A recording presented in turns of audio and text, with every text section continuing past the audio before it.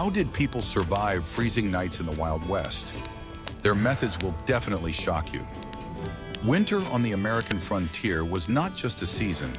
It was a silent predator waiting for the slightest mistake. For hundreds of settlers scattered across the Great Plains and the foothills of the Rocky Mountains, the fire in the hearth was not just warmth. It was a line of defense, the center of their small universe. The only thing that separated life from the icy void. But what happened when that line of defense collapsed? What if, in the midst of a blinding blizzard, hundreds of miles from the nearest neighbor, the flames began to die, and the woodpile was empty? It wasn't just a domestic problem, it was a death sentence that took effect immediately. One night, in a small hut hastily built from damp poplar, that is exactly what happened. Watch the video to the end to find out what simple but ingenious solutions helped one settler couple cheat the icy elements when their hearth went out in the darkest hour.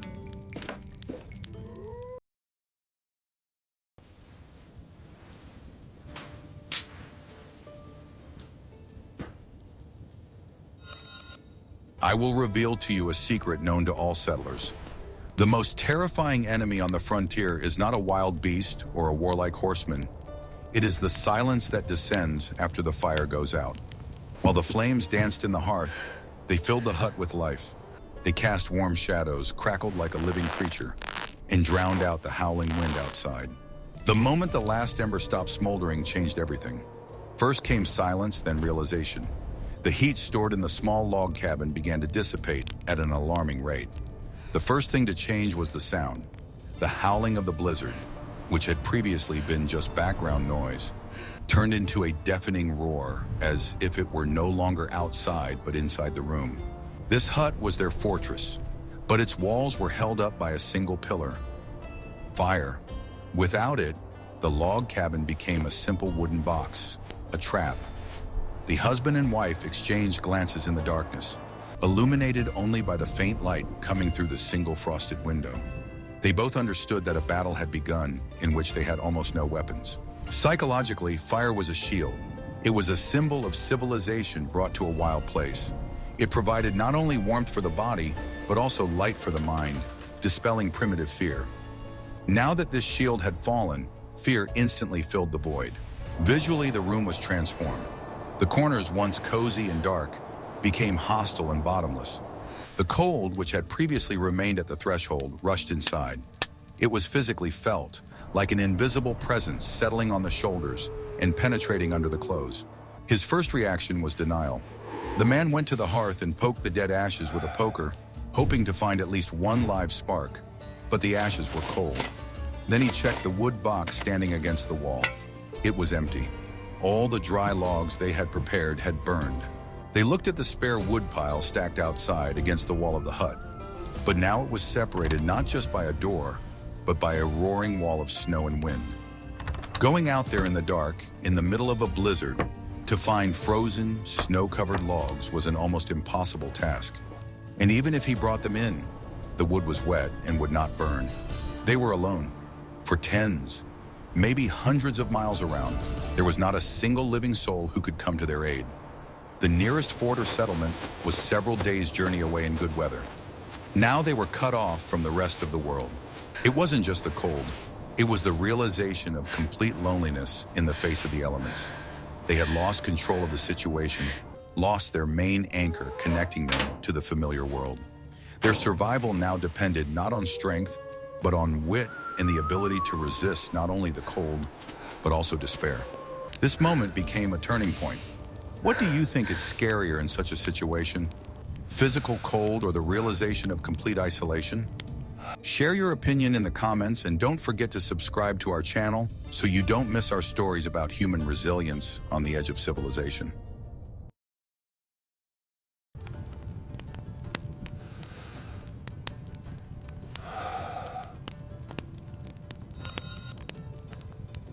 Are you ready to learn the truth about what a real blizzard on the Great Plains is like? It's not the quiet snowfall we see in cities. It's a blizzard, a blind snowstorm that the pioneers called whiteout. It was an enemy that didn't just bury them, it assaulted them. For settlers caught in its trap, the sound of this blizzard was the main source of terror. The wind on the plains meets no obstacles. It accelerated to hurricane force and battered the log walls of the cabin like a battering ram. Each gust was accompanied by a deafening roar that shook the insides. The hut was built with their own hands. It was a simple log cabin. The gaps between the logs were caulked with moss and clay. In the summer, this provided adequate protection from the rain. But against a blizzard, such protection was almost useless. The wind found every crack, even the tiniest one.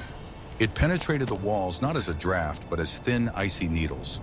The husband and wife heard it whistling in the chimney, scraping against the window frame. It was the sound of a predator that had found its lair and was now looking for a way in. The snow on the plains was special. It was not heavy and wet, but fine, dry, and hard like dust or sand. This snow did not just fall, it flew horizontally. The wind lifted tons of this icy dust from the ground and threw it against the walls. This snow dust had incredible penetrating power. It clogged the keyhole. It seeped through the smallest gaps around the door frame. Soon the settlers noticed small snowdrifts beginning to form at the threshold and under the window. As the fire died down, the temperature inside the hut began to drop rapidly. It was well below -20 outside, but the wind made it feel much colder. This wind chill was a real killer. It sucked the heat out of any object at an incredible rate.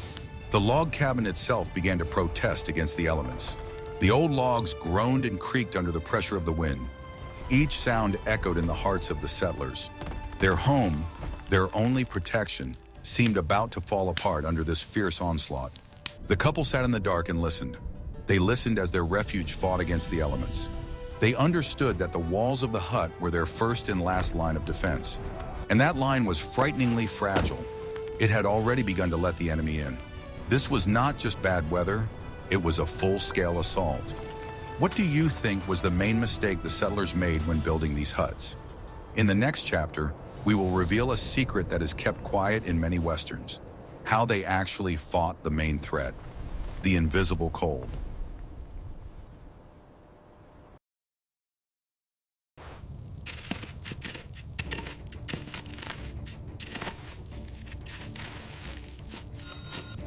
What I am about to show you is never shown in movies. It was the first and most important battle for life, and it was fought not with weapons, but with rags and ingenuity. The settlers understood that it was useless to try to heat the entire hut. Their task was to warm the tiny space around them, and to do that, they had to stop the cold from invading. They knew that the night would be long, and the frost was only getting stronger.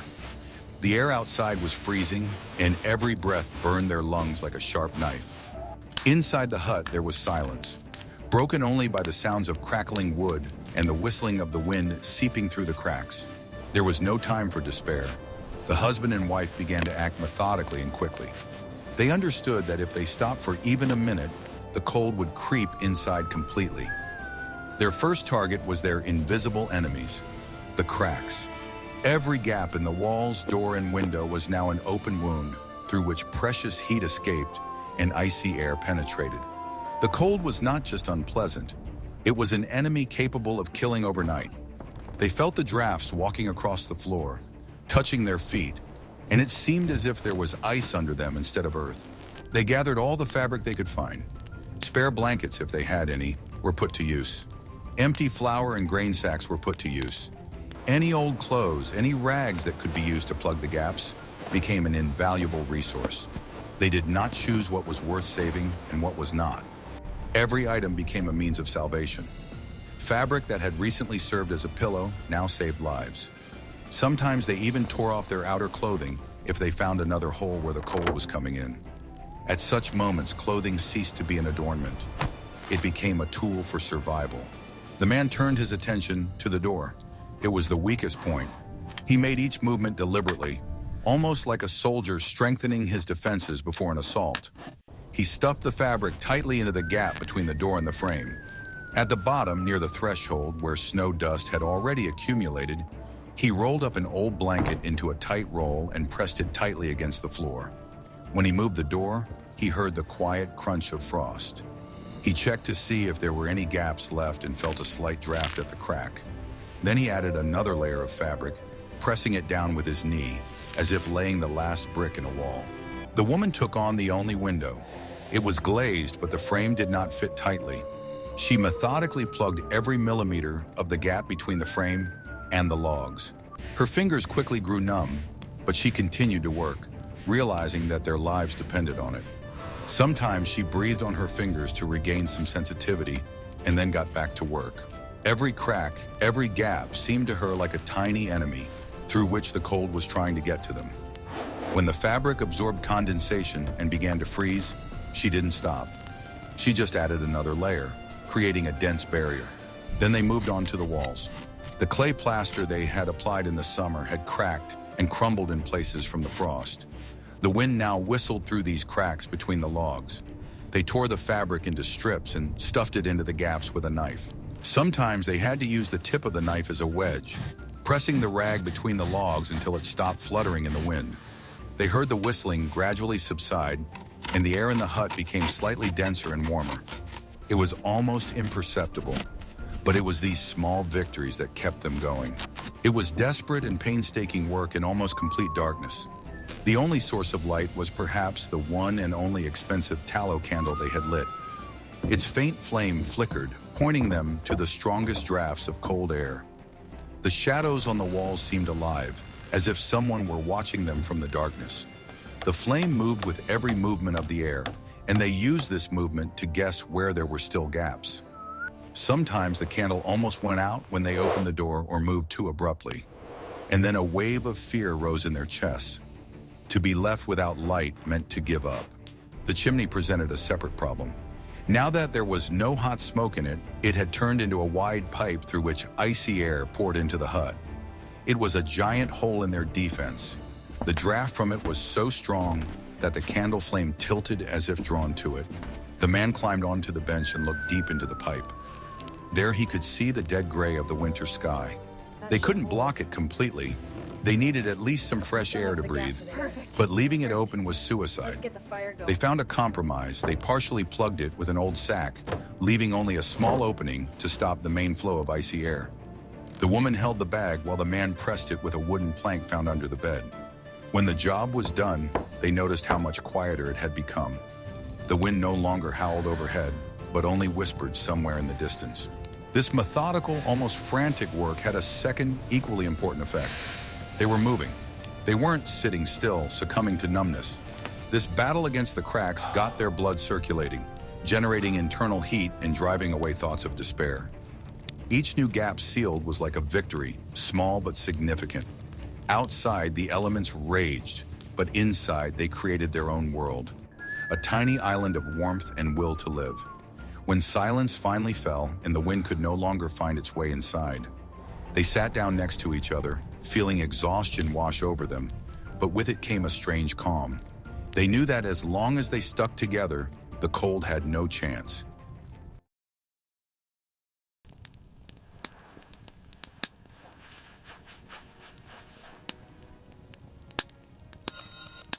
Guess what happened when they decided they had sealed all the cracks? The air in the hut became still, the drafts disappeared, and the howling of the wind became more muffled. But with that, the room became even colder. Now nothing prevented the internal heat from escaping through the cooling walls. It was time to take inventory. The settlers gathered everything in the center of the room that could help them survive the night. It was their last arsenal in the fight against the cold. Each item was valued not for its cost, but for its ability to retain heat. First things first, food. They looked at their supplies, a bag of flour, a barrel of salted meat, some dried beans. All of this was useless. To cook with it, they needed fire. Without fire, these supplies were simply inedible. Then there was water. The barrel of water standing in the corner was already covered with a thick crust of ice. They realized that soon they would not even have drinking water. This was another problem, but its solution would have to be postponed until morning. Right now, the main task was not to freeze to death. Their most valuable possessions were their bedding, one bed stuffed with dry grass or straw, several woolen blankets they had brought with them, and most importantly, 2 heavy bison hides. These huge, rough, but incredibly warm hides were the best insulation known on the frontier. They also gathered all their spare clothing, woolen socks, an extra pair of pants, scarves. Any layer of fabric was now worth its weight in gold. Their heavy outerwear, fur coats or jackets, hung by the door, already covered with frost. They had that very tallow candle. Its light was dim, but it was their only source of light. It also gave off a tiny, almost imperceptible amount of heat. But more importantly, it provided psychological support, preventing the darkness from completely engulfing them. Then they made a last, desperate attempt to light a fire. The man brought in a few logs that were lying by the door, covered with snow. They were wet and hard as stone. He tried to chip off dry splinters with a knife. He used his last supply of tinder. He struck the flint and steel, trying to catch a spark. But the tinder was damp from the cold air in the hut, and the splinters from the frozen logs only smoked, but did not ignite. The candle he used to light the fire only melted the wet wood. It became clear there would be no fire. This night would be a night without fire. All their hope now rested on the few things they had gathered in the center of the room and on their own ingenuity. What would you do in their place with such a set of tools? In the next chapter, you will learn how they used these seemingly simple things to build a last refuge inside their home.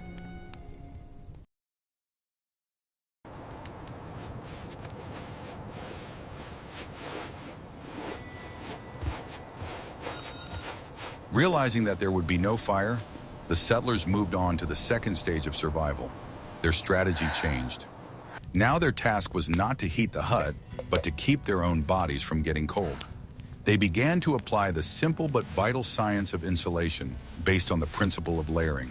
Their only warm area was the bed, but simply lying in bed was not enough. A mattress stuffed with straw would quickly freeze from the cold floor below. The first thing they did was remove the mattress from the wooden frame. They placed it directly on the floor, away from the outer walls in the very center of the room. They laid everything they could on the floor under the mattress. Empty bags, extra clothes, even a piece of canvas. This was the first layer of insulation from the frozen ground. Then they put the mattress back in place. They laid one of the bison skins on top of the mattress, fur side up. This was their main insulation from below. The fur created an air pocket that prevented the body from coming into contact with the cold surface. This was critical for retaining heat. Then they began to get dressed. They put on all the dry clothes they had. The principle was simple. Several thin layers are better than one thick one. They put on woolen underwear, then shirts, then another pair of pants, and on top in their warmest sweaters. They paid special attention to their feet. Wet feet in the cold are a sure way to get frostbite. They took off their outdoor boots, which were already damp. Instead, they put on several pairs of dry woolen socks. They knew that most of the heat escapes through the head and neck. They tied scarves around their heads and put on hats. They wrapped scarves around their necks. They left only their faces uncovered. Then they climbed onto the bed arranged on the floor. They lay as close to each other as possible. The combined heat of their two bodies was their only source of warmth.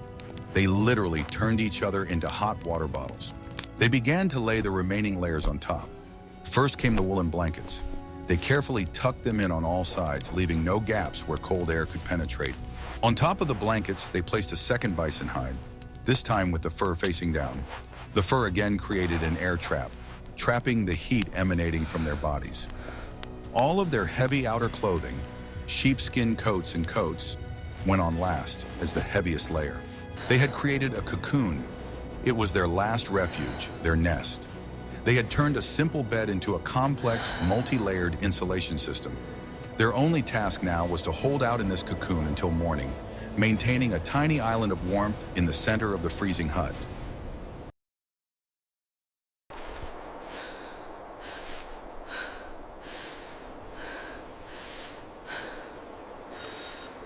What if I told you that their biggest mistake was yet to come?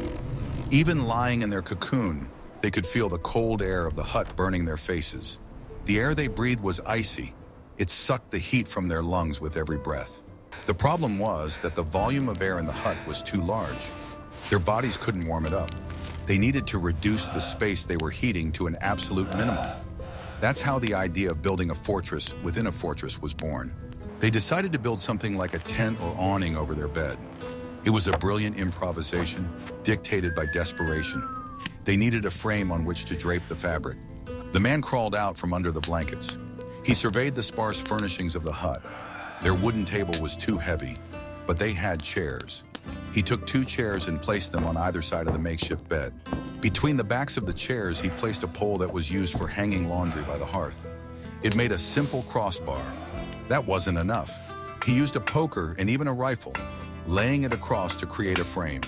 They began to throw everything they had left onto this flimsy frame. It could be a spare piece of canvas, old skins that were unsuitable for bedding. Even their tablecloth came in handy. They created a low, cramped canopy that completely covered their bed. They carefully tucked the edges of this tent under the mattress and weighed them down with heavy objects. They found themselves in a small, dark space, slightly larger than the bed itself. The air inside the structure began to change slowly. Their breath warmed this tiny space. It became noticeably warmer. Now they were breathing not the icy air of the hut, but air warmed by their own bodies. But then a new deadly problem arose. In such a confined space, they could run out of oxygen. And even worse, the moisture from their breath.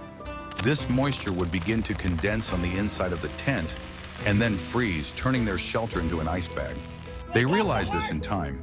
They had to leave a small ventilation hole, a tiny gap at the top of their structure so that the warm, moist air could escape and fresh, albeit cold, air could enter. It was a delicate balance between warmth and suffocation. They built their last line of defense. They lay in complete darkness under a makeshift awning, huddled together. Was it enough to survive the night? In the next chapter, we will talk about an enemy that was more terrifying than the cold and penetrated even their fortress of blankets.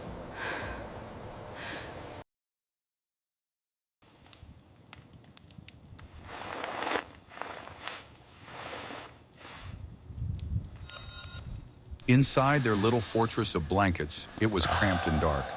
The darkness itself seemed to have weight. It pressed down on them like a heavy blanket. The physical cold had receded a little, giving way to another, more insidious enemy. This enemy did not howl outside the wall or blow through the cracks. It whispered to them from within. This enemy was sleep. The cold seemed to slow down time. Every minute dragged on painfully, and in the silence, fatigue gradually reared its head. Their eyelids grew heavy, their breathing slowed. Somewhere outside the wall, the wind howled, but now it sounded like a lullaby. Cold is not just a physical phenomenon, it is a powerful sedative. When the body begins to lose heat, it tries to conserve energy. It slows down all processes. The brain receives a signal. It is time to rest. It is time to sleep. The heart beats less frequently. Blood flows more slowly. The body begins to economize every movement as if it itself wants to shut down. At such a moment, a person feels a strange relief, as if fatigue no longer torments them, as if sleep will bring salvation. But this is a deception. The cold makes sleep sweet, like poison masquerading death as rest. That is why people who died in the snow were often found with a slight smile on their faces, because they froze to death in their sleep, unaware that they were dying. For settlers fighting for their lives, this sleep in the cold was a trap. They instinctively knew that falling asleep in this state meant that they would most likely never wake up again. It was the very white sleep that the old trappers talked about. They said that at first you just feel tired, then a slight warmth, as if the sun is shining on your face again, and only then, emptiness. They remembered these stories and understood. You can't give in. No warmth was worth their lives. Every time their heads began to droop, a quiet cry sounded inside them. Wake up! They made a pact. They would not let each other fall asleep. That night turned into a long, agonizing vigil. Their survival now depended not on the warmth of their blankets, but on the strength of their will. They had to stay awake at all costs. They knew that if one closed their eyes, the other would be left completely alone against the cold. And then, probably, both would lose. This unspoken agreement was sacred. They were bound not only by family ties, they were now bound by a war with nature itself. They started talking. They talked about anything, just to avoid silence.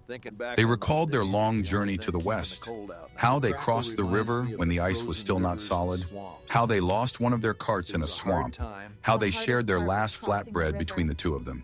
They remembered their old home, their relatives, how the freshly mown grass smelled near the porch, how the neighbors' children laughed as they ran along the dusty road in summer. They made plans for spring, what field they would sow, how they would finish building the barn, how they would harvest their first potatoes. Each memory was filled with life. These images warmed them as well as the fire. These conversations were not just a way to pass the time. They were a tool for survival. They kept the brain working, preventing it from shutting down. They kept the spark of consciousness alive in each other. Sometimes the conversations turned into arguments, almost meaningless, just so they wouldn't fall silent. Sometimes they would start laughing at something silly, at words that no longer made sense. The laughter sounded strange, hoarse, but it was this laughter that kept them from drowning in silence. Sleep always hides in silence. When the words ran out, they resorted to physical contact. They took turns rubbing each other. They rubbed each other's hands and feet through layers of clothing. This was necessary not so much to keep warm as to prevent their bodies from falling into numbness. Sometimes they just clasped their hands, feeling that their fingers were almost unresponsive. Their skin was cold and rough, but any touch meant that blood was still flowing. When the shivering subsided, they forced themselves to get up, take a few steps in the cramped space, bumping into the walls. Anything to keep from freezing. It was not gentle care, but rough, desperate work. They pinched each other, slapped each other's cheeks, forced their numb fingers and toes to move. Every movement caused discomfort, but that discomfort was a sign of life. Sometimes the pain brought tears to their eyes, but they knew that pain was better than indifference. They heard their joints crack from the cold, their clothes rustle with frost. In those moments, they felt that they still existed, that they were still fighting. The tallow candle they had lit at the beginning had long since gone out to save oxygen. They were in absolute, impenetrable darkness. Their only guide in this world was their voices and touch. Sometimes it seemed as if the darkness had become a living creature. It breathed in unison with them, trying to envelop them, to lull them to sleep. But the sound of their own voices pierced the darkness, bringing them back to reality. They clung to these voices as if they were threads leading to life. Hours passed. The battle grew harder. Their bodies were exhausted. The shivering that had warmed them at first began to subside. A bad sign. Their speech became slow, their words confused. Sleep overwhelmed them with irresistible force. Sometimes it seemed as if the walls around them were disappearing, that they were no longer in the hut, but somewhere far away in the warmth. Their brains began to conjure up visions, the flames of a fire, bright light, the smell of bread. They knew it was a deception, a harbinger of the end. And then one would speak to the other, loudly, sharply, almost shouting, to bring them back to reality. It was psychological warfare. Each of them fought not only for himself, but also for the other. They became guardians for each other. In that cramped, dark tent, the quietest but most terrifying battle of that night was unfolding. The battle of consciousness against physiology. This war was fought without weapons, without sound, but it decided everything. Their victory meant life. Their defeat meant a soft, deceptive peace from which there was no return.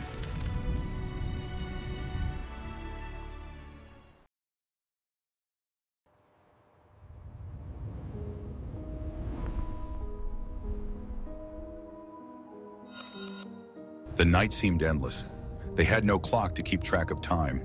Their only guide was the incessant howling of the wind outside the walls of the hut.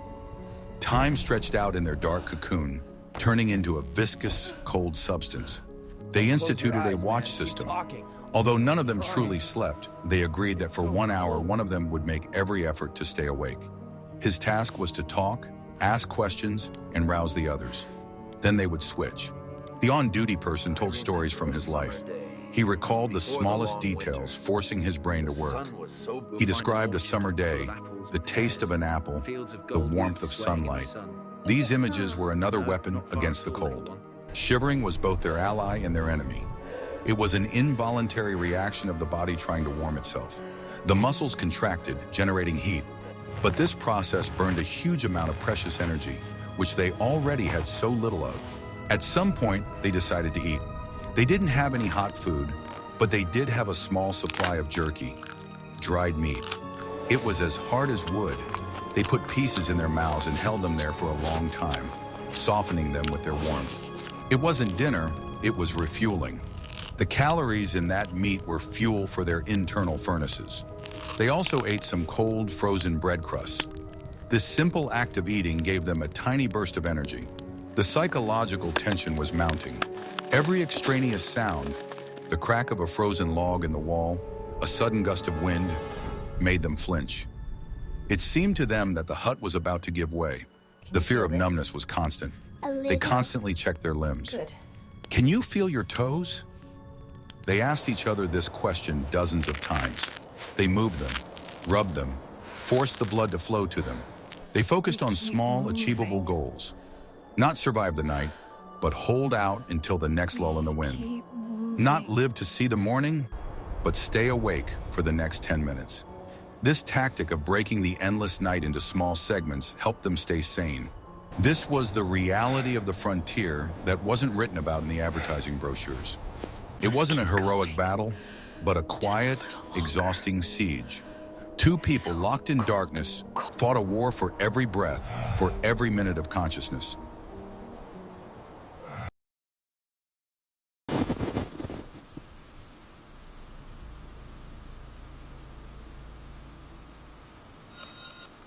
There is a law of nature that everyone who lived on the plains knew well.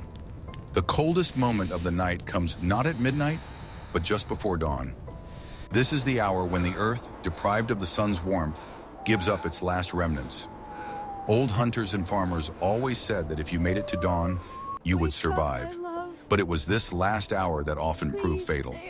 By this time, the wind had died down, the sounds had faded away, and nature itself seemed to hold its breath, watching to see who could hold out. The air became thick and still, and the cold penetrated to the very heart, to the very depths of the bones. For the settlers, this hour was the moment of truth. Their bodies were at their limit. Hours of shivering had depleted their energy reserves. With each muscle contraction, their bodies burned the last remnants of internal fuel, and they had no food to give them strength. Their makeshift tent no longer seemed warm. The once soft fabrics from which they had constructed their cocoon had now turned into cold stone slabs. Moisture from their breath condensed on the fabric and froze, covering everything with a thin layer of frost. Even their hair and eyelashes were covered with ice crystals. The walls of their shelter had become hard and icy, as if the shelter itself had turned into a tiny ice sarcophagus. The temperature in the hut had dropped to a critical level. Now the frost was everywhere. It penetrated everything. Through their clothes, through their blankets, even through the air they breathed. Frost covered not only the walls, but also the blankets on top of their cocoon. Each breath burned their lungs as if they were breathing sharp shards of glass. With each exhalation, the air immediately turned into steam, which instantly settled back on their faces, freezing into a thin film. They no longer felt the difference between their bodies and the surrounding space. Everything became one continuous cold. It was at this moment that the shivering, which had been their salvation, began to subside. At first, it simply became weaker, almost imperceptible. Then it stopped. Their bodies, having exhausted all their resources for warmth, began to give up. This was the most dangerous thing that could happen. The cessation of shivering meant that the body was entering the final stage of hypothermia. Now the body was no longer fighting, it was giving up. They felt a strange warmth, as if someone had thrown wood into a non-existent fireplace.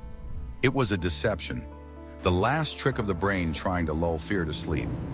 But it was this deception that most often proved fatal. The numbness came back with renewed force. It no longer whispered. It screamed, demanding surrender. Every nerve seemed to be covered with frost. Their eyelids became unbearably heavy, as if stones had been placed on them. Their consciousness began to cloud over, giving way to indifference. Everything that had mattered just a moment ago, pain, fear, fatigue, dissolved into a soft, almost pleasant emptiness.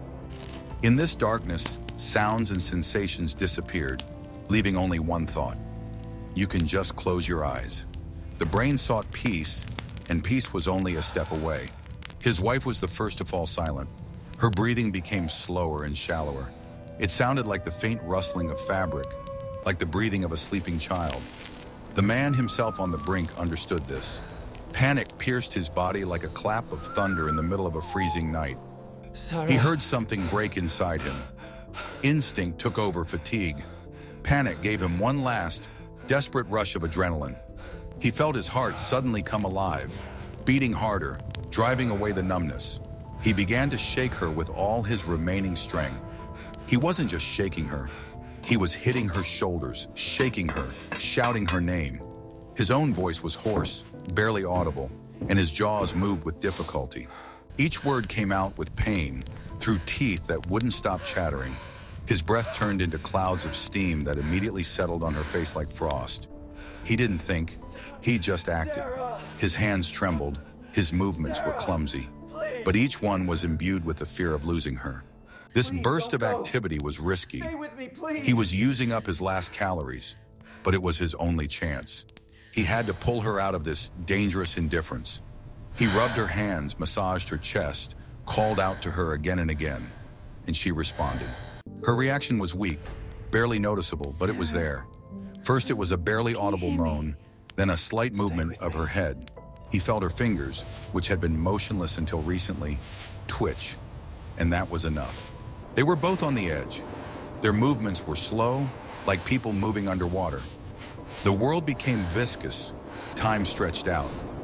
They pressed themselves against each other as hard as they could, trying to merge the remnants of their warmth together. Their bodies were ice cold, but where skin touched skin, life still glowed. This tiny contact became their last defense. He listened to her breathing, weak, intermittent, but real. They no longer spoke. They didn't have the strength. All their willpower was focused on one thing: breathing. Inhale, exhale, don't stop. Each breath was an effort, like climbing to the top of a mountain. Every exhalation was a victory over emptiness. They knew that if they survived this last, darkest hour, they would have a chance. Somewhere far away beyond the walls of their icy refuge, light was already beginning to dawn. They couldn't see it, but they could feel it. Dawn was near.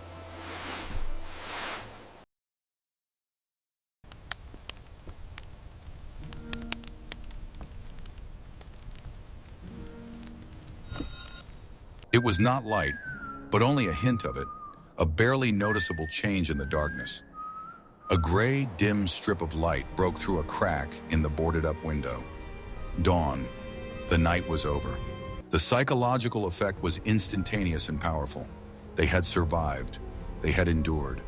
That gray light was brighter to them than any sun. It meant victory. Outside the walls of the hut, the sound changed. The deafening howl of the blizzard subsided. The wind was still blowing, but it was no longer a storm, just a strong winter wind. The blizzard had stopped. There was that deafening silence that always comes after a storm. Getting out of their cocoon was a challenge in itself. Their bodies were frozen stiff. Every movement was slow and required enormous effort.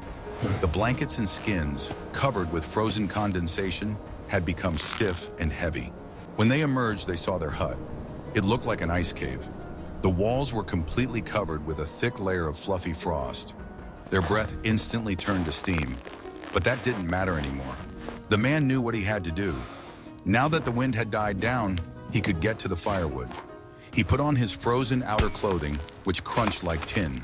He took an axe and a shovel. The door opened with difficulty. Behind it was a wall of snow. The hut was almost buried up to the roof. He began to dig. The snow was light and dry. He dug a tunnel to where their woodpile was stored. He knew the top logs would be wet, but he had deliberately covered the main part of the woodpile with a large piece of canvas. He dug it out and reached the dry, protected wood. It was a lifesaver. He brought an armful of dry logs into the hut. His fingers were numb, but he worked methodically. He chopped up small pieces of wood. He took out his tinder, which had dried out a little overnight in the warmth of their cocoon. He struck the flint. A spark fell on the tinder, a faint wisp of smoke. He blew gently on it. A tiny flame appeared. He held it to the kindling. It caught fire. At that moment, the battle was won.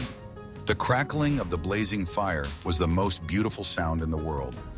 The warmth began slowly, very slowly, to reclaim the space from the cold. They sat wrapped in all their blankets and watched the fire. They had survived the night.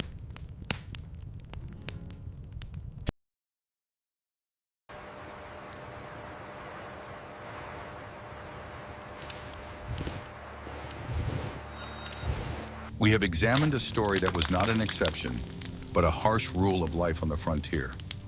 This couple of settlers survived not because of one heroic act, but because of a whole chain of small but correct decisions. They did not fight the elements, they adapted to them. They sealed the cracks, created multi-layered insulation, built a tent inside the house, and most importantly, kept each other awake. This story shows that on the frontier of civilization, the main weapons were not guns or axes, but intelligence, perseverance, and a deep understanding of the simple laws of physics.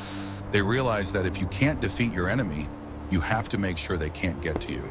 They turned their frozen hut from a trap into a rescue capsule, and it was this ingenuity that allowed them to see the gray dawn. What other aspects of survival on the frontier would you like us to cover? Perhaps you are interested in how they obtain water in winter, or what methods they use to preserve food without cellars? Suggest topics for future videos in the comments, and we will definitely look into them.